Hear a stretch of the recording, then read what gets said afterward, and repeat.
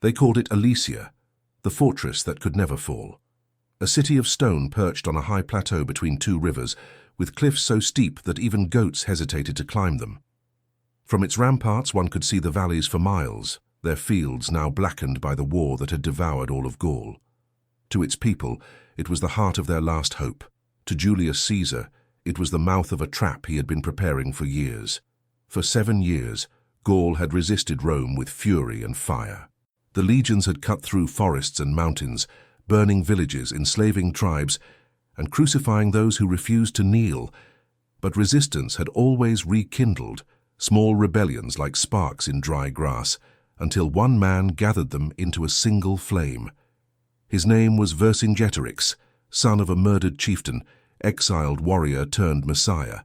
He united fractious tribes under a promise to drive Rome back beyond the Alps or die in the attempt. At first, it worked. The Gallic cavalry, fierce and fast, shattered Roman patrols.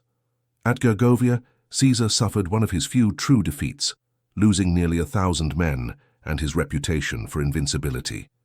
The Gauls sang that the gods had returned. But Rome's power was not born from gods, it was born from patience. Caesar withdrew not in panic, but in calculation. He studied his enemies' movements, the routes of their supply lines, the distances between their allies. When Vercingetorix retreated toward the hill fort of Alesia, heavy with civilians, carts, and stores of grain, Caesar smiled. The trap had baited itself. The march to Alesia was brutal. The Gallic host, nearly 80,000 warriors, trudged up the steep roads, followed by tens of thousands of women, children, and elders. They believed the high walls and surrounding rivers made them untouchable.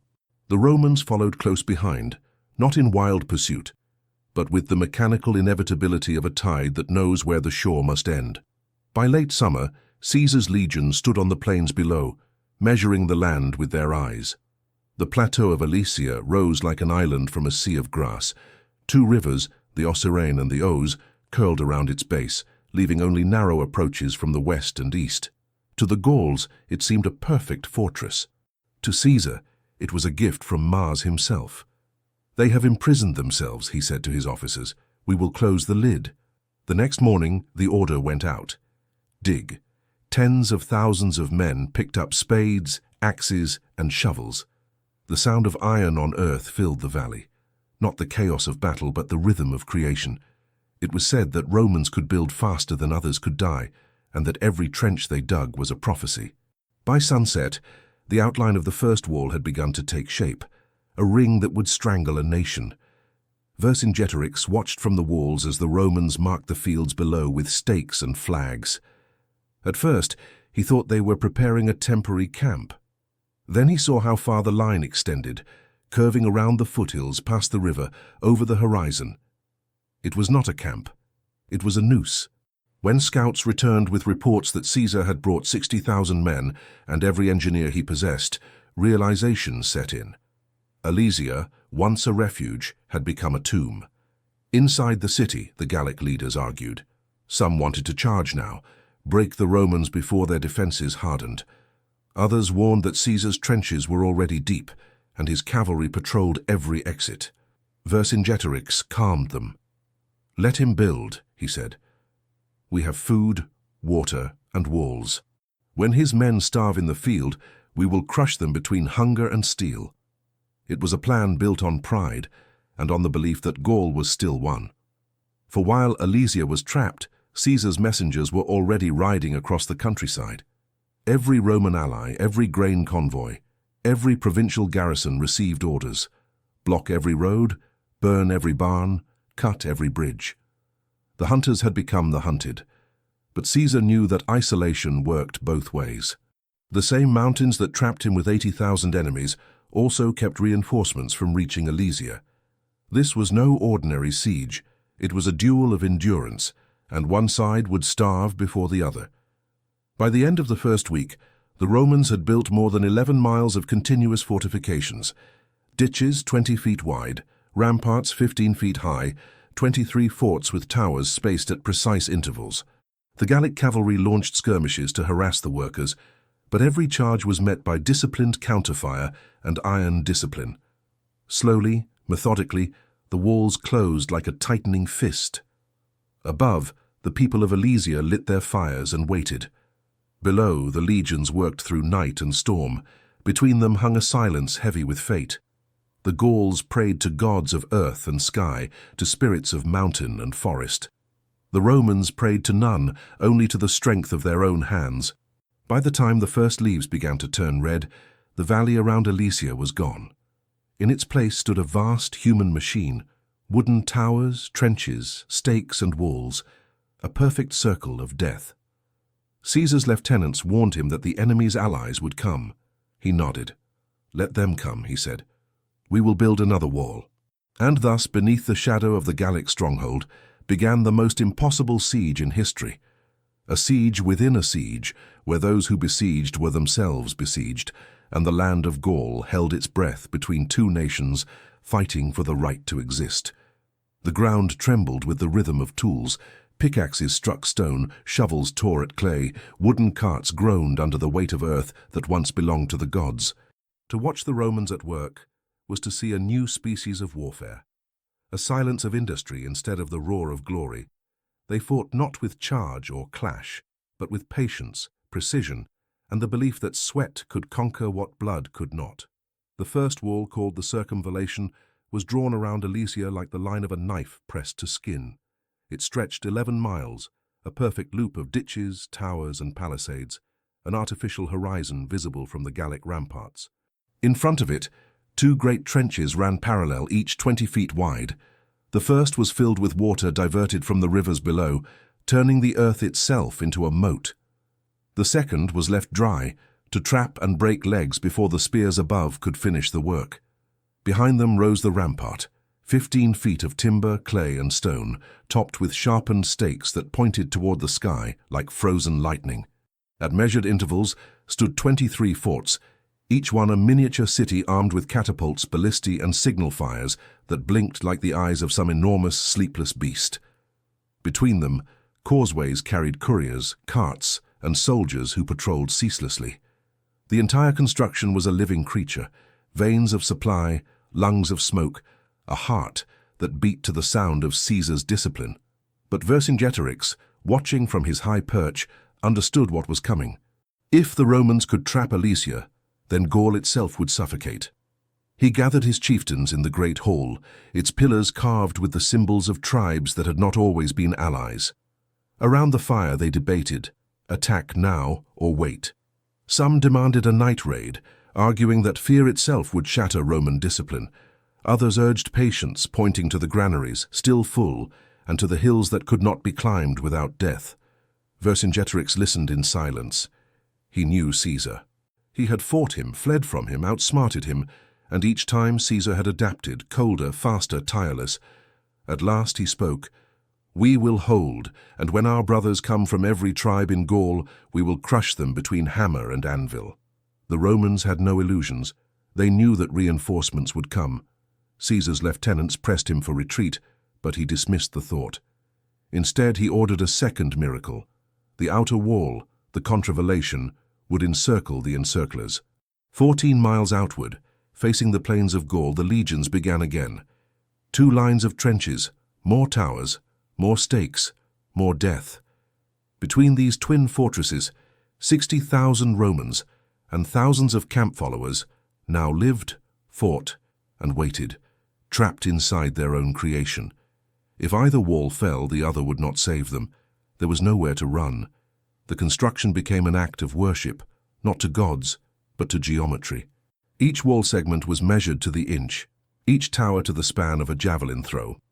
Caesar himself rode the perimeter daily, his red cloak visible above the ramparts, his face calm as if inspecting a monument rather than a battlefield.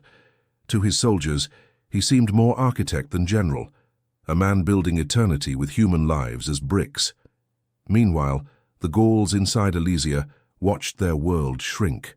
At first they jeered at the Romans, shouting insults across the trenches, firing arrows that fell short, mocking the endless digging. But when the second wall appeared, stretching outward toward the horizon, the laughter faded. From the walls, They could see smoke from Roman forges, smell the tar and pitch of their fortifications, and hear the deep thuds of rams driving stakes into earth. A city meant to be unassailable was now a prison. Then came hunger. The granaries that had seemed ample began to empty. Grain was rationed, horses were slaughtered. When the dogs disappeared, no one asked where they had gone. Vercingetorix ordered all non-combatants, the women, the old, the children, to leave the city to save food for the warriors. 40,000 souls filed down the steep road, carrying nothing but despair. They expected mercy. Instead, they met Caesar's iron law. No one passed the walls. For days they waited between the lines, a sea of starving humanity trapped in the space between life and death. The Romans refused to open their gates. The Gauls inside refused to take them back. Their cries echoed day and night, a constant wailing carried by the wind. The Romans tried not to listen, but sound travels where courage cannot reach. Soldiers joked to hide their pity, but at night some prayed to their foreign gods for silence. The dead began to pile near the ditches. Some said the living had begun to eat the bodies. Others said they had seen mothers smother their infants to spare them another sunrise. Caesar did not flinch. He knew that pity was contagion. His soldiers learned to step over corpses on their patrols and to eat in silence while the wind carried the smell of death from between the walls. Then came the first probing attacks. Small groups of Gauls crept down from the plateau under moonlight, testing the ditches, throwing planks and brush to cross the trenches. Arrows met them before they reached the palisade. Roman sentries lit tarred bundles and hurled them down the slopes, turning night into a red day.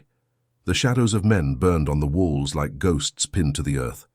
By dawn, the hillside was littered with blackened armor and broken shields. But Vercingetorix was not beaten. Every defeat was a message, a signal fire lit to the tribes beyond the horizon. His riders had escaped the encirclement before it closed, carrying word of his peril. Across Gaul, war horns began to sound, from the Arverni and the Carnutes, from the Aedui and the Seniones, from forests and marshes and distant hills. An army was rising. Hundreds of thousands would soon march to Alesia's rescue. The Romans, when they learned this, did not panic. They built faster, more towers, more traps, more pits filled with sharpened stakes they called Sippi and Lilia, the lilies of death. The ground itself became a weapon. The fortress grew not upward but outward, an architecture of annihilation. By now, the valley around Alesia no longer looked like land. It looked like a wound carved into the world. Inside the city, the Gauls began to pray louder. Outside, the Romans waited with eyes fixed on the horizon. Between them lay the corpses of the forgotten, 40,000 witnesses who had died without sides. And beyond the hills, the sound was coming, the first thunder of hooves, the whisper of armies gathering. The siege had become something monstrous, a living paradox. An army trapped inside its own trap, a city devouring itself, and a world watching to see which would starve first, the body of Rome or the soul of Gaul. The first sign was dust, not the thin veil that rose from daily patrols, but a wall of it, thick and golden, rolling across the horizon like a tide of smoke. Roman lookouts on the outer towers stared in silence, and the cry passed down the line, "They are coming." From the ramparts of Alesia, the Gauls erupted in shouts of joy. Their horns blared across the valley, echoing against the cliffs, answered by faint calls from far beyond the hills. Hope, that most dangerous of weapons, returned to the besieged. When the storm reached the plain, it had 100,000 faces. The Gallic relief army stretched farther than sight, warriors painted blue and white, shields marked with the sigils of every tribe still free. Behind them rode nobles on tall horses, cloaks snapping in the wind, spears gleaming like a field of ice. Their songs rolled across the plains, fierce and defiant. For the first time in months, the people of Alesia dared to believe they might live. Caesar stood upon a tower on the outer wall and watched it all. His officers gathered below, some whispering of retreat, others clutching their swords as if the gesture itself could hold back a nation. But Caesar's face did not move. The geometry was his ally. He knew his walls, his trenches, his traps. He saw not a tide of men, but the points where that tide would break. When at last he spoke, His voice carried through the wind like an order from stone. "Hold your ground." The Gallic host halted on the plain. Scouts returned with reports of the double fortifications, the endless line of stakes, ditches, and towers. What they saw defied reason, an entire city of war built by human hands. The chieftains argued, attack now or wait for exhaustion to weaken the Romans. But the warriors' blood was hot, and the sight of their starving kin upon the walls of Alesia demanded vengeance. At sunset, the horns sounded, and the plain moved. The first assault came like thunder. Thousands of cavalry charged the flanks, trampling the earth, while waves of infantry followed with ladders, planks, and shields locked tight. Arrows hissed from the Roman towers. Great stones launched by catapults tore through ranks and vanished into red mist. The trenches swallowed the front lines. Men fell upon the lilies, those hidden pits with sharpened stakes, and vanished screaming. Still they came on, trampling their wounded, crossing on bridges of corpses. The outer ditch filled with blood and mud, until it became a red mirror reflecting the towers above. For hours the legions held, their discipline the only thing standing between order and chaos. They fought in silence, breathing through their teeth, passing javelins forward as calmly as builders pass bricks. When the assault finally broke and the Gauls withdrew, the Romans did not cheer. They rebuilt what had burned, reset the stakes, wiped the blood from their armor, and waited for night. Caesar knew the next attack would come when the stars appeared. It came sooner. Under the light of a half-moon, the Gauls struck again, this time coordinated with the besieged inside Alesia. From the plateau above, Vercingetorix's men poured down the slopes, torches strapped to their shields, shouting war cries to drown out fear. Inside the Roman lines, horns blared in warning as thousands of soldiers sprinted from tower to tower, defending in two directions at once. Arrows fell from the sky like rain. Torches burned trenches dry. The air became a storm of ash and screaming. The Romans fought on instinct now, each man a cog in a living wall. Those on the inner ramparts saw the silhouettes of Gauls leaping the ditches, their axes flashing, their breath steaming in the cold. The two armies met atop the palisade, blades catching firelight, faces unrecognizable in soot and blood. When one side fell, the other climbed over the dead to take its place. The outer walls echoed with the same carnage, the relief force throwing itself against the stakes, testing every weak spot, retreating and surging again. In the narrow corridor between the walls, runners carried desperate orders from Caesar's aides: shift cohorts, reinforce towers, move reserves. By dawn, thousands lay dead in the mud. Neither side had gained an inch. Smoke drifted low over the valley, and the smell of burnt flesh carried up to Alesia's walls. Inside the city, mothers pressed their children's faces into their shawls so they wouldn't hear the screams rising from both directions. Then came the third day, the day when everything that had been built, prayed for, or feared would be decided. At dawn, fog rolled through the valley, soft and white, hiding both camps. The Gauls outside took it as a blessing from their gods. Hidden by the mist, they moved silently toward the western sector, where the hills dipped and the trenches narrowed. The Roman scouts caught no warning. When the fog thinned, the assault was already underway. 60,000 warriors hurled themselves against the rampart at Mount Rhea, where the ground rose unevenly and the walls were thinner. They came in waves, ladders clattering against wood, shields locked overhead. From the opposite side, the defenders of Alesia attacked again, hurling javelins and stones from the heights. For the first time, the Romans began to buckle. Cohorts bent backward under sheer pressure, shields splintering, men crushed against their own towers. Caesar, watching from his command post, understood at once. He ordered every reserve to that point, the 10th Legion in the center, the 13th and 14th from the flanks, and his Germanic cavalry to circle wide through the hills. Trumpets blared, their notes cutting through the chaos. The fog lifted, revealing a battlefield that looked like the mouth of hell. The Romans surged forward with machine precision. Officers shouted the ancient commands, "Pilum, Gladius, Scutum!" and the lines obeyed as one. The first volley of javelins hit the advancing Gauls like a wave of lightning. Those who survived met the short Roman swords in the trenches. The fighting was so close that men could feel the breath of the ones killing them. Spears snapped, shields shattered, and bodies fell in piles that became obstacles of their own. Above, on the slopes, Vercingetorix's army roared and threw itself into the melee. The inner wall was nearly breached.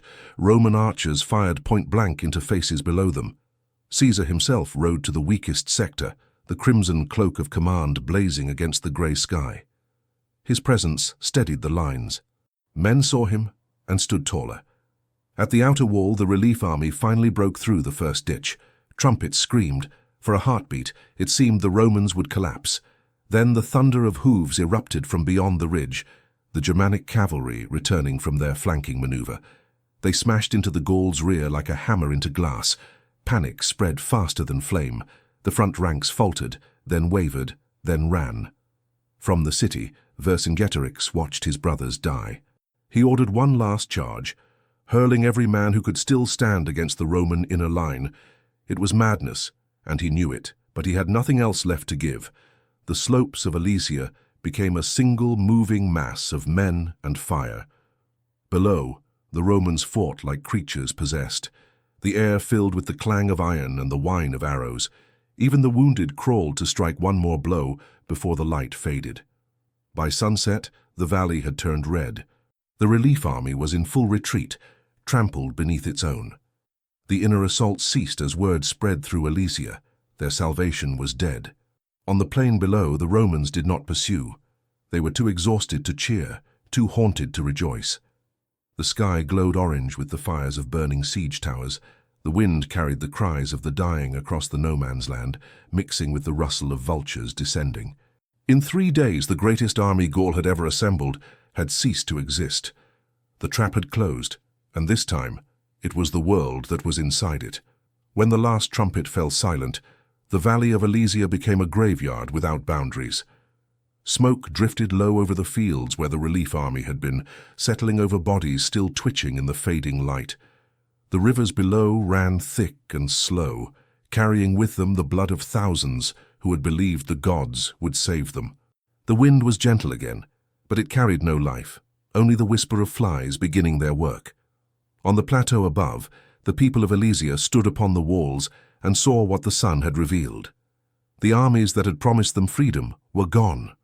Hope had marched toward them and died before their eyes. Inside the city, the noise of despair was quieter than battle. The warriors who had survived threw down their weapons and sat in silence. Mothers searched the faces of the wounded for sons they would never find. Even the priests ceased their chants. Their gods had no more answers to give. Hunger, which had been a constant whisper, now became a scream in the stomachs of every living soul. The horses were gone, the dogs were gone. The last stores of grain had been rationed 3 days before. Now there was nothing left to wait for but death, and the question of whose hand would deliver it. Below, the Romans worked as if nothing extraordinary had happened. They buried their dead in ordered trenches, counted their weapons, repaired the breaches in the ramparts. The precision that had built the double walls now built order out of carnage. Caesar himself moved among them, wordless and pale.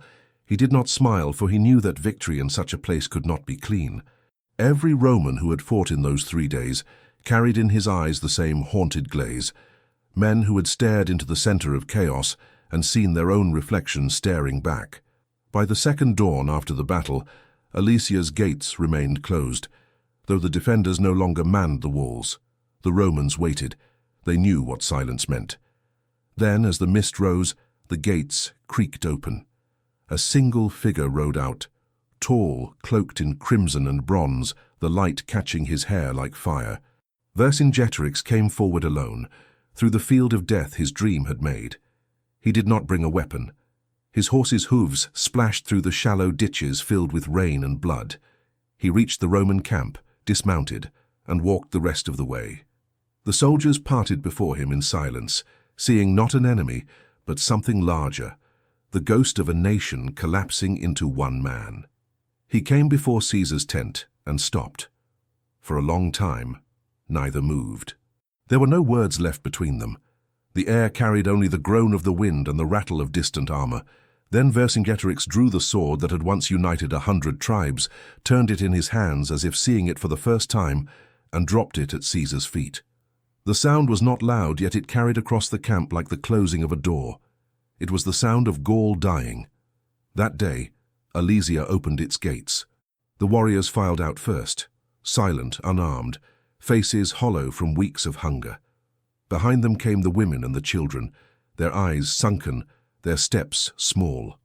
The Romans stood in ranks as they passed, their armor gleaming, their expressions unreadable. No one cheered. It was not a triumph but a funeral. The conquered walked among the conquerors, and the air between them was so heavy that even birds would not fly through it. Caesar ordered the captives divided. The nobles were set aside for ransom, the common soldiers for slavery. Each legionary received at least one prisoner, a living token of victory. Those too weak to walk were left to die where they fell. The plain became a silent procession of human shadows disappearing into the distance. In the ditches between the walls, the bodies of the unburied civilians remained, their faces turned upward as if still waiting for an answer that would never come. When night fell, torches lined the Roman camps, burning steady and straight.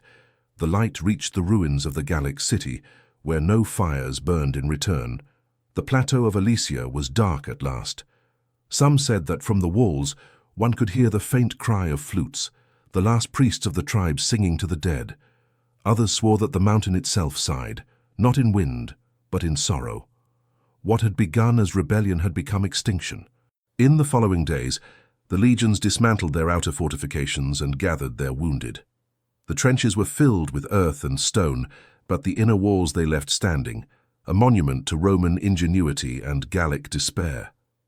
The farmers who would later till that soil would find shards of spearheads, nails from sandals, and bones that crumbled like chalk in their hands. The land would remember long after men had forgotten. Caesar recorded the victory in his commentary, calling it the end of the Gallic War. But his words could not capture the stench of the dead, nor the silence of the living who followed him south. Alesia had been more than a battle. It had been a transformation. The tribes that had once roamed free across forests and plains were now subjects of an empire that measured time in triumphs. Their gods would fade, their languages would blend, and their sons would one day fight in Roman armor, far from the land where their fathers had fallen. Yet even Rome could not erase the echo of that place. When storms passed over the hills, shepherds swore they could hear the clash of iron and the cry of dying horses.